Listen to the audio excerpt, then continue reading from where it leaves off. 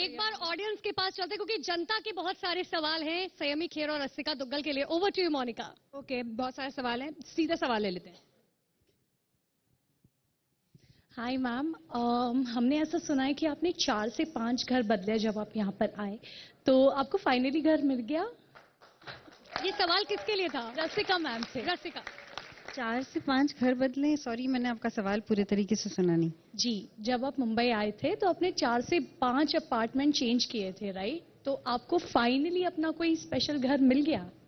नहीं, अभी भी मैं एक रेंटेड अपार्टमेंट में ही रहती हूँ और जल्दी घर बदलने वाली हूँ। बट वो एक्चुअली पहले मैं अपने फ्लैटमेट्स के साथ रहती थी, फिर अब मैं अपने हस्बैंड के साथ रहती हूँ। But all those 4-5 houses have been very fun in many नहीं वेज। पड़ता, आप लोगों के दिलों में राज करती हैं, वो सबसे बड़ी बात है। ऑडियंस से और सवाल आ रहा है। पूजा, ओवर टू यू। बिल्कुल।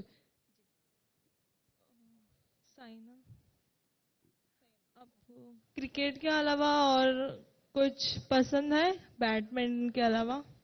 सॉरी, आपकी आवाज नहीं आई। बैडमिंटन के अलावा और आपको स्पोर्ट्स पसंद है? जी बिल्कुल पसंद है। मतलब मैं अभी तो फुटबॉल वर्ल्ड कप चालू है तो फुटबॉल भी देखती हूँ। फुटबॉल, क्रिकेट, बैडमिंटन, मैं रनिंग करती हूँ, स्विमिंग करती हूँ। तो स्पोर्ट की बहुत लंबी लिस्ट है मेरी। जी, इवन सयामी, आपने शायद साइना नेहवाल के साथ भी एक बैडमिंटन मैच खेला था, उस टूर्नामेंट का जिक्र जरा। जी, जब मैं छोटी थी बचपन में, आई यूज्ड टू प्ले।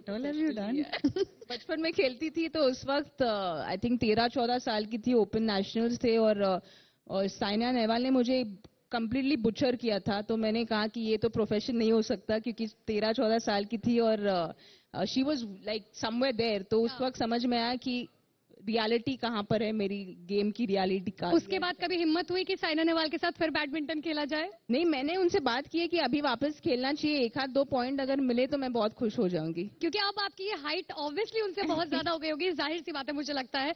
लेकिन और सवाल है, एक बार फिर से रसिका मैं आपके पास आती हूँ, क्योंकि हम ओटीटी का जिक्र लगातार कर रहे थे। अब कहीं ना कहीं एक मजबूरी हो गई है लोगों की कि मल्टीप्लेक्स तक कैसे खींच कर लाया जाए। डायरेक्टर्स की मजबूरी हो गई कि मल्टीप्लेक्स तक कैसे खींच के लाया जाए ऑडियंस को। क्या आप ये बात मानती हैं कि अब कंटेंट चेंज करने की बहुत ज्यादा जरूरत आन पड़ी है?